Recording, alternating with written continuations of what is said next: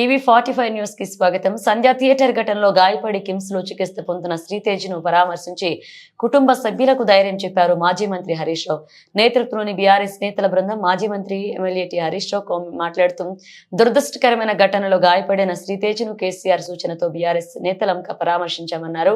అలాగే శ్రీతేజ్ కోలుకుంటున్నాడు, వైద్యానికి శ్రీతేజ్ స్పందిస్తున్నారు. శ్రీతేజ్ కు స్పర్శ కూడా మెరుగైందని డాక్టర్ చెప్తున్నారన్నారు. భగవంతుడి దీవెనలతో శ్రీతేజ్ కోలుకుని మళ్లీ మామూలు మనుషుల బయటికి రావాలని కోరుకుంటున్నాం. కిమ్స్ ఆసుపత్రి యాజమాన్యం భాస్కర్ రావు నేతృత్వంలో శ్రీతేజ్ కు మంచి వైద్యం అందిస్తుంది.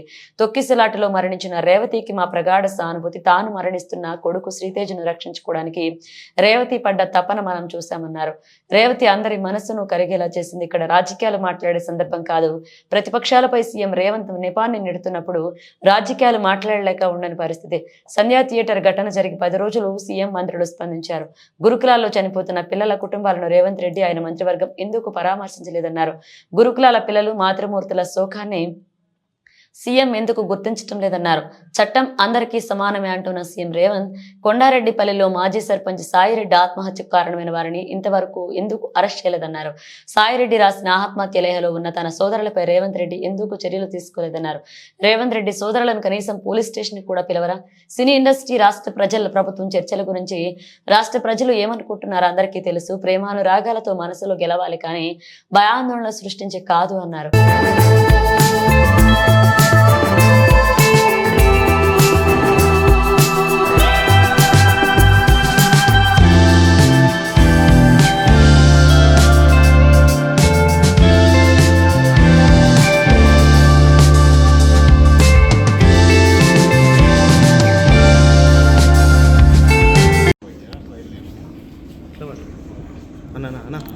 ఆరోగ్యాన్ని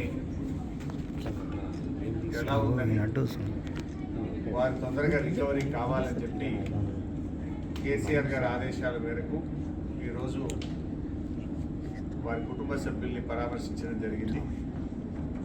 డాక్టర్లతో కూడా మాట్లాడాం. ఆ దేవుడి దయ సంతోషం. అబ్బాయి ఇప్పుడిప్పుడు కొంత కళ్ళు తెరుస్తూ ఉన్నాడు, కొంత కాళ్ళు చేతులు కూడా ఆడిస్తూ ఉన్నాడు. తన నొప్పిని కూడా ఏడుపు రూపంలో తన నొప్పిని కూడా కొంత చెప్పగలుగుతున్నాడంటే it is a good symptom. Recovery అవుతున్నాడని అనిపిస్తూ ఉంది. డాక్టర్లు అయితే కాన్ఫిడెంట్గా ఉన్నారు. తప్పకుండా వారికి మంచి వైద్యం అంటే అన్ని రకాలుగా ప్రత్యేకమైన శ్రద్ధ చూపించి వారికి అత్యుత్తమమైనటువంటి వైద్యాన్ని అందిస్తున్నామని డాక్టర్లందరూ కూడా చెప్పడం జరిగింది. మరి కిమ్స్ చైర్మన్ గారు భాస్కర్ రావు గారు కూడా ప్రత్యేకమైన దృష్టి పెట్టి ఆ అబ్బాయిని మళ్ళీ పూర్తి స్థాయిలో నయం చేసి బయటకు వచ్చే విధంగా ప్రత్యేకమైన శ్రద్ధ పెడుతున్నామని చెప్పి డాక్టర్ భాస్కర్ రావు గారు, అదేవిధంగా అబ్బాయికి వైద్యం అందిస్తున్నటువంటి నిపుణులైన డాక్టర్లందరూ కూడా చెప్పడం జరిగింది. మేము కూడా బీఆర్ఎస్ పార్టీ తరఫున ఆ భగవంతుడు అబ్బాయిని ఆశీర్వదించాలి. తప్పకుండా అబ్బాయి మళ్ళీ మంచిగా నయమై మరి పూర్వస్థితిలోకి రావాలని చెప్పి మేము ప్రార్థిస్తూ ఉన్నాం. వారి తండ్రి గారు భాస్కర్ గారికి కూడా కేసీఆర్ గారు మమ్మల్ని అందరినీ పంపారు. మీరు ధైర్యంగా ఉండండి, తప్పకుండా బాబు బాగవుతాడనే ఆత్మవిశ్వాసాన్ని, ధైర్యాన్ని కూడా వారికి ఇవ్వడం జరిగింది. వారి అమ్మగారు రేవతి గారు చనిపోవడం చాలా దురదృష్టకరం. మరి జరిగిన సంఘటన చాలా కుమారుడిని ఎంత గట్టిగా పట్టుకున్నది అనేది మనందరం కూడా టీవీల్లో పత్రికల్లో చూసాం, వీడియోలు కూడా చూసాం. అంటే తల్లి కొడుకుల అనుబంధం ఎంత గట్టిగా ఉందో, తను ప్రాణాన్ని విడుస్తూ కూడా కుమారుడిని ఎంత బలంగా పట్టుకుందో కూడా మనం చూసాం. సో ఏది ఏమైనా ఈ సంఘటన చాలా దురదృష్టకరం.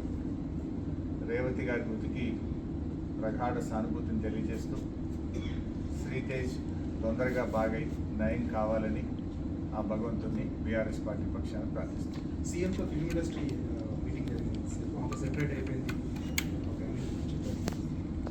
సరే, ఇది రాజకీయాలు మాట్లాడే సందర్భం కాకపోవచ్చు. అందరికీ తెలుసు ఏం జరుగుతుంది అనేది. రాష్ట్ర ప్రజలు గమనిస్తున్నారు, ఫిల్మ్ ఇండస్ట్రీ వాళ్ళు గమనిస్తున్నారు. ఏం జరిగినా రాష్ట్రానికి మంచి జరగాలి, భయభ్రాంతులతో కాదు, ప్రేమ అభిమానాల మధ్య జరగాలి. ఏదైనా రాష్ట్రం మంచి కోసం ఆలోచించాలి. అందరూ బలవంతంగానో భయభ్రాంతుల మధ్య కాకుండా ప్రేమ అభిమానాలతో మంచితనంతో మంచి జరగాలని కోరుకుంటాం. సరే ఇప్పుడు ఎందుకంటే మేము వచ్చింది ఆసుపత్రి, ఇక్కడ మేము రాజకీయాలు మాట్లాడడం మాకు అంత కలుస్తారు సరైన సందర్భం కాదు. We only pray the God Sritej బాగా కావాలి, తొందరగా బయటకు రావాలని ప్రార్థిస్తాను. అంటే ప్రతిపక్షాలే దీన్ని రాజకీయం చేస్తున్నాయని అధికార పార్టీ ఆరోపిస్తుంది. సరే నువ్వు రాజకీయాలు మాట్లాడంటే నువ్వు పదే పదే క్వశ్చన్లు రాజకీయమైన క్వశ్చన్లు వేస్తావు, చెప్తావు, బాగుంది చెప్పకుండా. నువ్వు ప్రతిపక్షాలు రాజకీయం చేస్తుందా, ప్రభుత్వం రాజకీయం చేస్తుందా అందరికీ తెలుసు కదా. నేను ఒక మాట సింపుల్గా అడుగుతున్నా సార్, 12 రోజుల తర్వాత కదా ముఖ్యమంత్రి స్పందించింది. యాక్సిడెంట్ జరిగిన తర్వాత శ్రీతేజ్ను ప్రభుత్వం ఎందుకు స్పందించలేదు? ఒక మంత్రి గారు వచ్చి ఎందుకు పరామర్శించలేదు? 12 రోజుల తర్వాత అసెంబ్లీ వేదికగా నువ్వు మాట్లాడి అప్పుడు కదా నువ్వు స్పందించింది. మరి 12 రోజులు ఎందుకు స్పందించలేదు? ఆ 12 రోజులు ఏమైంది? ఇంకోటి, శ్రీతేజ్ ఎంత ముఖ్యమో రాష్ట్రంలో ప్రతి పౌరుడు కూడా అంతే ముఖ్యం కదా. గురుకులాల్లో 50 మంది విద్యార్థులు చనిపోతే ఒక్క మంత్రి పోయి పరామర్శించలే. దానికి మంత్రిగా ఉన్న ముఖ్యమంత్రి గారు కూడా ఒకరోజు పరామర్శించలేదు. ఎందుకు వెళ్ళలేదు ముఖ్యమంత్రి గారు? మరి వెళ్ళి ఆ కుటుంబాలకు కూడా ప్రభుత్వం ఆదుకోవాలి కదా. ఆ తల్లిదండ్రులకు కూడా కడుపుకోతనే కదా. ఆ కడుపుకోతపై గిరిజన విద్యార్థులు, దళిత విద్యార్థులు, బీసీ విద్యార్థులు 50 మంది చనిపోతే ఎందుకు ప్రభుత్వం ఆ రోజు స్పందించలేదు? చట్టం అందరికీ సమానంగానే ఉండాలి కదా. చట్టము అందరికీ సమానంగా ఉండాలి కదా. ఈ రాష్ట్రంలో సాయిరెడ్డి అనేటువంటి మాజీ సర్పంచ్ చనిపోయి సూసైడ్ నోట్ రాస్తే ఈ రోజు వరకు దాని మీద ఎఫ్ఐఆర్ ఇష్యూ కాదు.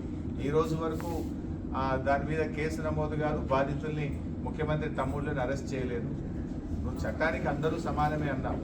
Yes, correct, we fully agree with you. ముఖ్యమంత్రి గారి మాటలతో మేము పూర్తిగా ఏకీభవిస్తున్నాం. ఎందుకంటే దానికి సినిమా యాక్టర్లు ఇంకోరో ఎవరు కూడా అతీతులు కాదు అని ముఖ్యమంత్రి గారు అన్నారు. మరి నీ తమ్ముడు ఎట్లా అతీత అవుతున్నాడు?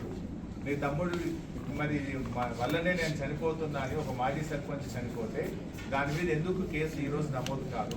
ఎందుకు నీ తమ్ముడిని ఈ రోజు వరకు అరెస్ట్ చేయరు? ఎందుకు నీ తమ్ముడిని పోలీస్ స్టేషన్ పిలిచి ప్రశ్నించరు? మరి చట్టం నీ తమ్ముడికి, నీ కుటుంబానికి చుట్టమైందా అని నేను అడుగుతా ఉన్నాను. హౌ ఇట్ ఈస్, ఏ రకంగా కరెక్ట్? సో ఇంకా చెప్పాలంటే చాలా విషయాలనే మేము మళ్ళీ మాట్లాడతాం, కానీ ఈ సందర్భం కాదు, హాస్పిటల్ దయచేసి మీరు కూడా అర్థం చేసుకోండి.